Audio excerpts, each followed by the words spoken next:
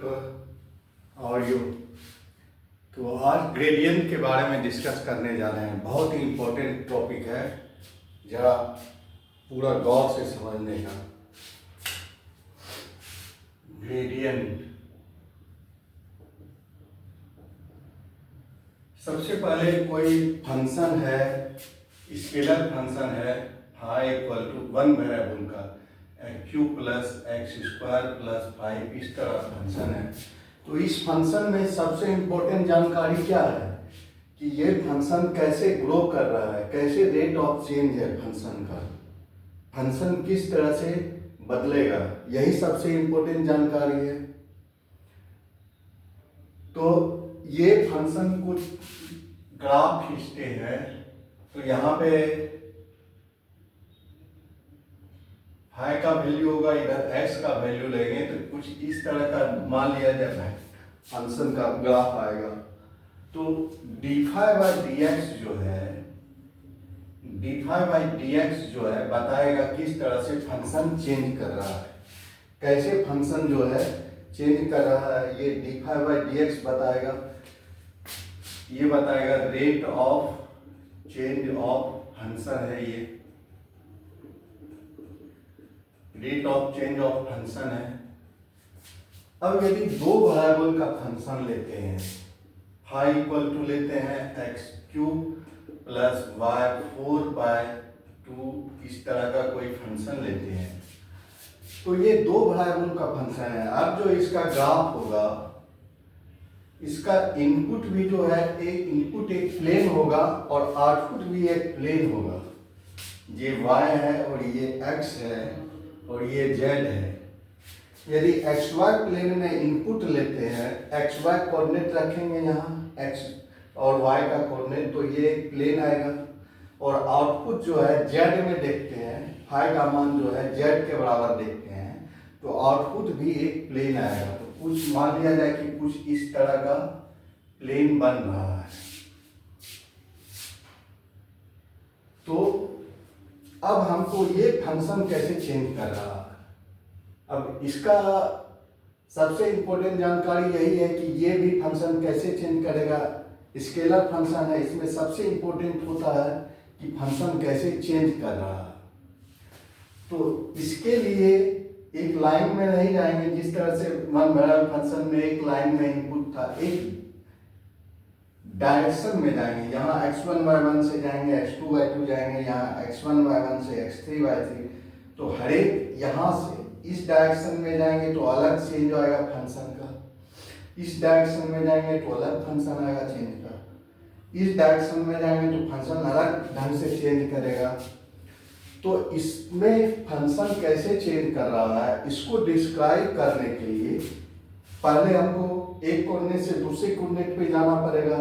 मतलब कि x1 y1 से x2 y2 या x3 y3 इस तरह से जाना पड़ेगा। एक पहले मतलब पाथ डिस्क्राइब करना पड़ेगा कि हम यहाँ से यहाँ जा रहे हैं। मान लिया जाए ये S1 पाथ, S पाथ है, S पाथ से जो है हम फंक्शन कैसे चेंज करता है उसको डिस्क्राइब करना चाहते हैं। तो हम ये x में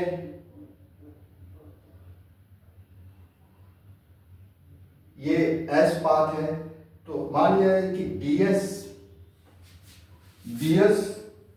लेंथ में हम आगे बढ़े हैं, तो dx लेंथ x में जाना पड़ेगा और फिर dy लेंथ y में जाना पड़ेगा। तो जो फंक्शन में चेंज आएगा वही फंक्शन में टोटल चेंज होगा। यदि हम ds थोड़ा सा लेंथ में हम आगे बढ़ते हैं तो क्या फंक्शन में चेंज आता है उसको देखना है। तो dx में थोड़ा सा आगे बढ़ेंगे, y को कांस्टेंट रखेंगे और dx में आगे बढ़ेंगे, तो क्या फंक्शन में चेंज आता है। फिर x को कांस्टेंट रखेंगे, y में बढ़ेंगे dy, और क्या फंक्शन में चेंज आता है। तो दोनों का चेंज जो आता है दोनों मिला के वही ds में जो चेंज आता है उसके बराबर होगा। मतलब dx में यहाँ से यहाँ गए हैं तो फंक्शन में जो है पहले यहाँ था फंक्शन, अब ये यहाँ पे इस पॉइंट पे ये फंक्शन हो गया, तो ये चेंज आया है, इतना बड़ा चेंज आया फंक्शन में। अब फिर यहाँ से हम यहाँ जाएंगे, dy जाएंगे, तो फंक्शन में ये यहाँ पे इस पॉइंट पे यहाँ पे है, तो ये फंक्शन में चेंज इस डायरेक्शन में आया। इतना फंक्शन में पहले जो था ये था, अब ये आया है इतना बड़ा। तो दोनों जो चेंज आएगा, इतना बड़ा चेंज प्लस यहाँ से जो है ये बड़ा, ये इतना बड़ा चेंज आया है फंक्शन में, तो ये चेंज प्लस ये चेंज जो है टोटल चेंज हो जाएगा फंक्शन में। तो इस तरह से फंक्शन में चेंज जानने के लिए पहले हमको एक डायरेक्शन चूज करना पड़ेगा, उस डायरेक्शन में आगे जाएंगे तो हम देखेंगे फंक्शन में क्या चेंज आ रहा है, तब बता पाएंगे। तो इसको जो है लिख सकते हैं d∅/ds, कोई डायरेक्शन स्पेसिफाई किए हैं, ds डायरेक्शन में जा रहे हैं, s डायरेक्शन में जा रहे हैं, उसी के डायरेक्शन में ds छोटा सा एलिमेंट है। d∅/ds का मान जो हो जाएगा del∅/x इंटू dx/ds। ये इस तरह से होता है, यदि कोई चीज हमको निकालना है a से b कितना, a से c कितना बड़ा है, यदि हमको मालूम है a से b कितना बड़ा है और b से c कितना बड़ा है, तो हम a से c कितना बड़ा है निकाल सकते हैं। a/c इक्वल टू हो जाएगा a/b इंटू b/c। a/c का मान टोटल चेंज इन फंक्शन, यदि हम s डायरेक्शन में आगे बढ़ रहे हैं तो उसका मान देगा d∅/ds del∅/del(x) dx/ds plus del∅/del y dy/ds। पहले x के साथ क्या चेंज आ रहा है, उसके बाद फिर y के साथ क्या चेंज आ रहा है, दोनों चेंज मिला देंगे तो टोटल चेंज निकल जाएगा। तो d∅/ds का मान जो हो जाएगा del∅/del(x) dx/ds plus del∅/del y dy/ds। अब यदि फंक्शन जो है 3 वेरिएबल का हो, मतलब कि फाई इक्वल टू हो x² plus 3y plus z4, इस तरह का फंक्शन हो, x y z कोऑर्डिनेट तीनों हो उसमें, तो इसमें जो है इनपुट जो है एक 3 डायमेंशनल ऑब्जेक्ट होगा और आउटपुट भी जो है 3 डायमेंशनल ऑब्जेक्ट होगा। तो उसका ग्राफ खींचना बहुत मुश्किल है, दिखाना यहाँ एक प्लेन में कि 3 डायमेंशनल ऑब्जेक्ट है, तो उसमें जो चेंज आएगा उसमें कैसे फंक्शन में चेंज आएगा, यही जानकारी प्राप्त करना है। कोई भी स्केलर फंक्शन में यही महत्वपूर्ण सबसे जानकारी होता है कि फंक्शन कैसे चेंज कर रहा है, rate of change of function क्या है और उसका वैल्यू क्या है। तो उसमें चेंज ऑफ फंक्शन का मान हो जाएगा d∅, वहां भी एक 3 डायमेंशनल डायरेक्शन, एक पाथ चुनना पड़ेगा ds के जैसा। वो ये 2 डायमेंशनल था, x1 y1 से x2 y2 जा रहे थे, उसमें x1 y1 z1 से x2 y2 z2 जाएंगे, तो वो पाथ जो होगा 3 डायमेंशनल पाथ होगा। तो वहाँ जो d∅/ds का मान हो जाएगा del∅/del(x) into dx/ds plus del∅/del y into dy/ds plus del∅/del z into dz/ds। ये पार्शियल डिफरेंशिएशन है, इसको पूरा मतलब कि पार्ट में डिफरेंशिएट कर रहे हैं। x के रिस्पेक्ट में जब डिफरेंशिएट कर रहे हैं तो y और z कांस्टेंट है। del∅/del(x) का मान है, मतलब होता है x के रिस्पेक्ट में जब हम फंक्शन को डिफरेंशिएट कर रहे हैं तो y और z कांस्टेंट हो। del∅/del y का मतलब होगा कि x और जेड कांस्टेंट है और वाई के रिस्पेक्ट में हम डिफ्रेंशिएट कर रहे हैं। उसी तरह del phi by z, del z का मतलब होगा जेड के रिस्पेक्ट में डिफ्रेंशिएट कर रहे हैं, एक्स और वाई कांस्टेंट है। तो इसका यही मतलब हुआ, जब हम किसी पाथ में बढ़ते हैं तो dx में बढ़ेंगे। यदि 3 डायमेंशनल किसी पाथ में इसमें बढ़ रहे हैं तो dx में बढ़ रहे हैं तो dy dz जो है कांस्टेंट है, y और z कांस्टेंट है।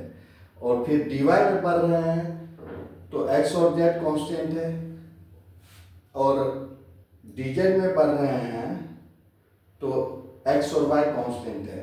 इस तरह पहले x में बढ़ेंगे x डायरेक्शन में, y और z कांस्टेंट है, तो उससे जो फंक्शन में चेंज आएगा वो चेंज, प्लस फिर y के डायरेक्शन में बढ़ेंगे x और z में क्या चेंज आएगा, वो जो चेंज आएगा वो प्लस हो जाएगा। उसके बाद z के डायरेक्शन में बढ़ेंगे x और y कांस्टेंट रहेगा, वो उससे जो फंक्शन में चेंज आएगा उसको प्लस कर देंगे। इस तरह तीनों जब प्लस कर देंगे तो टोटल फंक्शन में चेंज आ जाएगा। तो इस तरह से टोटल फंक्शन में चेंज जो आ रहा है ये आ रहा है। अब देखते हैं कि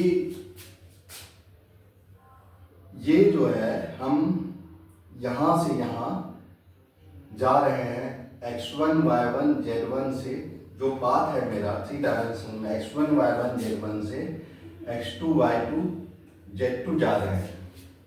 जिस कोई छोटा सा पाथ में जा रहे हैं, उस पाथ में जाने के बाद क्या फंक्शन में चेंज आ रहा है उसी को स्टडी कर रहे हैं।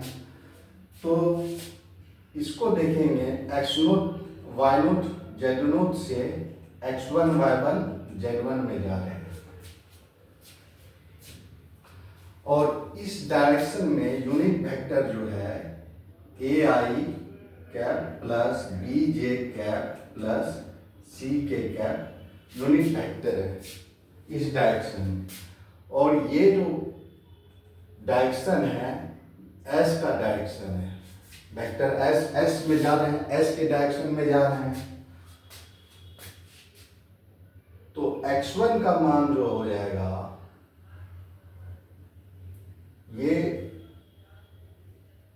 ये थीटा एंगल बना रहा है इसके साथ, एक्सिस के साथ। तो x1 का जो मान हो जाएगा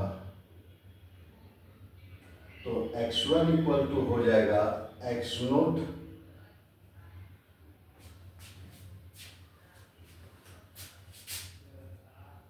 plus modulus of s cos theta, ये हो जाएगा। x1 का मान हो जाएगा, अब x1 का मान जो हो जाएगा x1 को हम ये x y z भी सिंपल लिख सकते हैं। लिखते हैं x y z coordinate, x0 y0 z0 से वो x y z coordinate x y z point पे जा रहा है। तो x इक्वल टू हो जाएगा x0 plus s cos theta. अब जो है यूनिट वेक्टर को देखते हैं, 2 डायमेंशन में देखते हैं।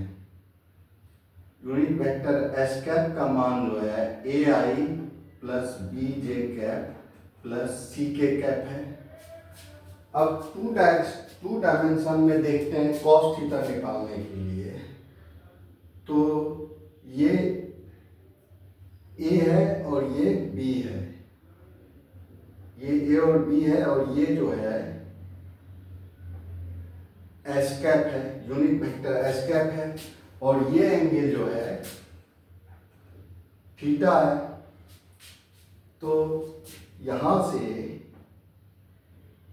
cos थीटा का मान जो हो जाएगा, ये 2 डायमेंशनली वही 3 डायमेंशनल में भी होगा, तो 2 डायमेंशनली में क्या होता है उसको देख रहे हैं।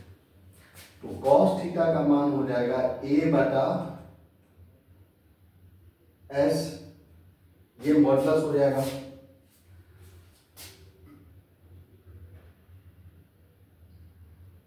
a बटा आधार बटा कर्ण, a बटा s कैप हो जाएगा।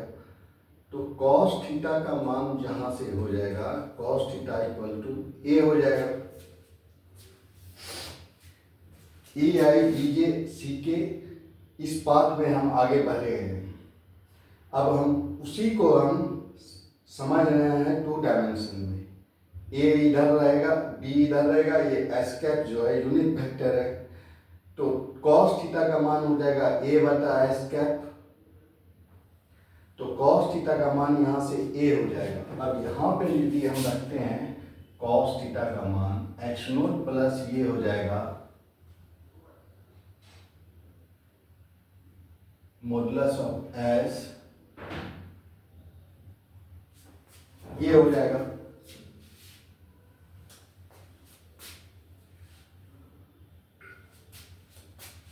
और मॉडुलस ऑफ एस को हम लिख सकते हैं एक्स नोट प्लस एस भी लिख सकते हैं, एस लिखते हैं। तो dx बाई डी एस का मान यहाँ से हो जाएगा एक्स नोट 0 एस ए हो जाएगा। उसी तरह y का मान जो लिख सकते हैं y naught plus modulus of s cos theta. y का मान जो हो जाएगा y naught plus s b हो जाएगा, उसी तरह हो जाएगा। तो d y by D s यहाँ से हो जाएगा ये b हो जाएगा। उसी तरह z बराबर हो जाएगा z naught plus s c हो जाएगा। तो d z by D s equal to हो जाएगा c हो जाएगा।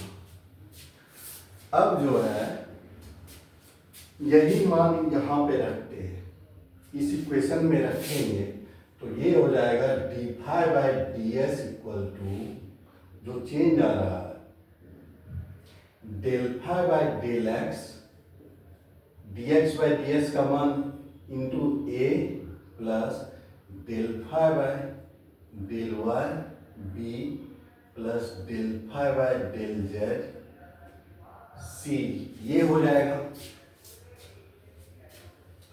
अब जो है इसको थोड़ा मिटाते हैं।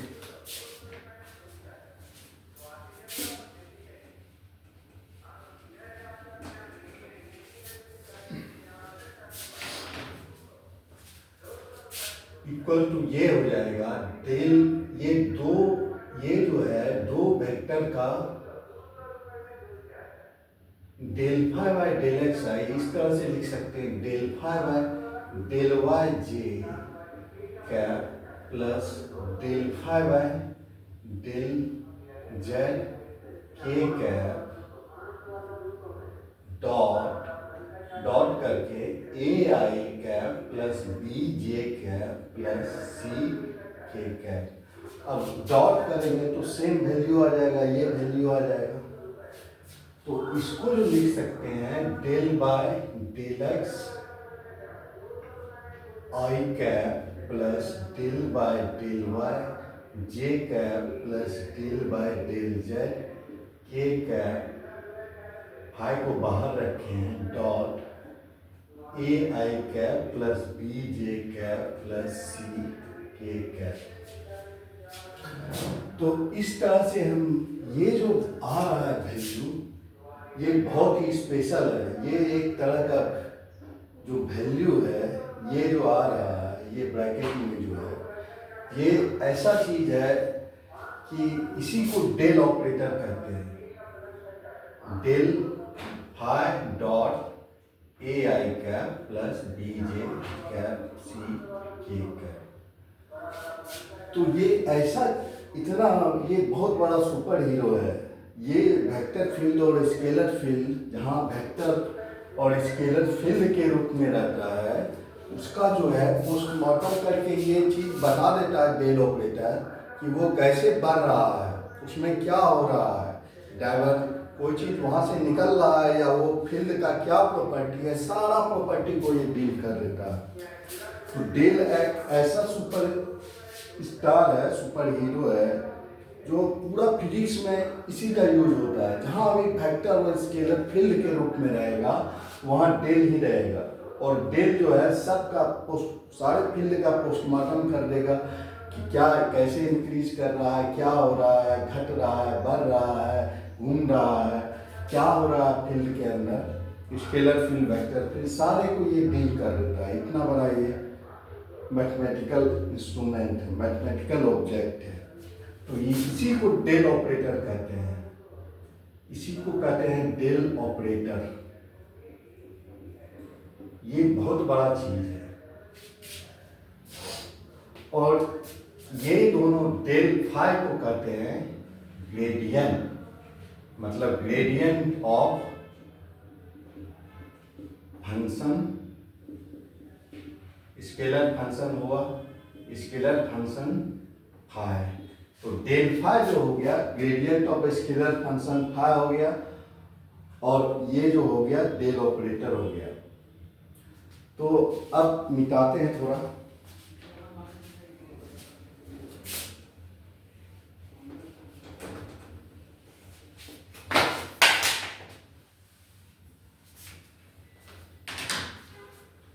तो D phi by D S function में जो चेंज आ रहा है, D phi by D S जो हो रहा है ग्रेडियंट ऑफ फाई डॉट, ये पाथ है, यूनिट वेक्टर है, A i plus B j cap plus C k cap.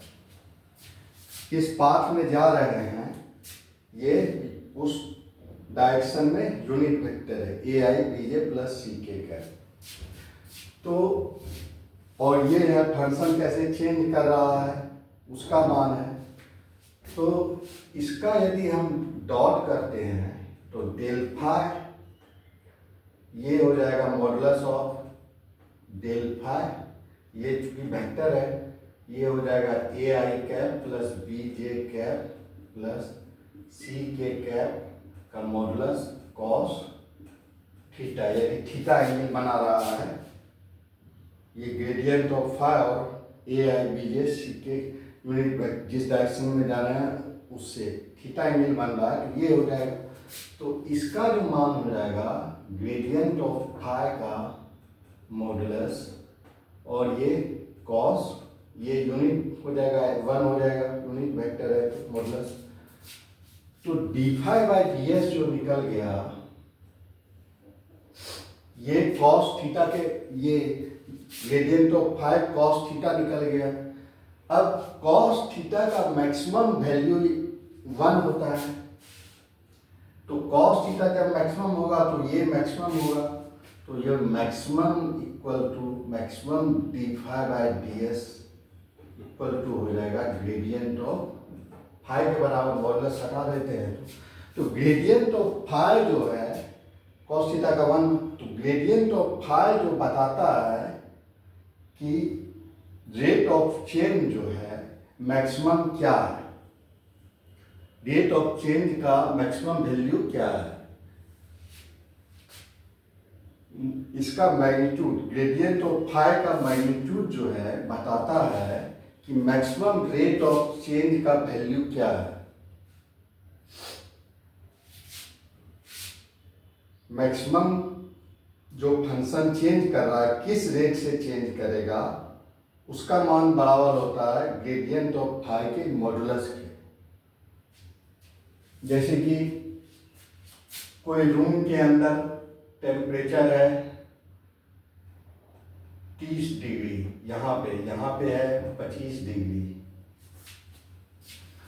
तो रेट ऑफ चेंज जो है ये ग्रेडियंट ऑफ फाई जो बताएगा, मैक्सिमम रेट यहाँ पे 27 डिग्री है और यहाँ पे 26 डिग्री है, तो ग्रेडियंट ऑफ फाई का जो मान होगा मैक्सिमम क्या चेंज हो रहा है, 25 से 30 हो रहा है, तो रेट ऑफ चेंज सबसे ज़्यादा उसी डायरेक्शन में है, तो ग्रेडियंट ऑफ फाई यही डायरेक्शन में होगा और इसका मैक्सिमम चेंज करने का वैल्यू होगा 5 degree centigrade. 5 degree centigrade change करता है इस डायरेक्शन में, ये 1 डिग्री सेंटीग्रेड ही चेंज कर रहा है, इससे 2 डिग्री सेंटीग्रेड, तो इस डायरेक्शन में हम बढ़ेंगे तो 5 डिग्री सेंटीग्रेड चेंज होगा और मैक्सिमम वैल्यू 5 डिग्री है, तो वही ग्रेडियंट बता रहा है।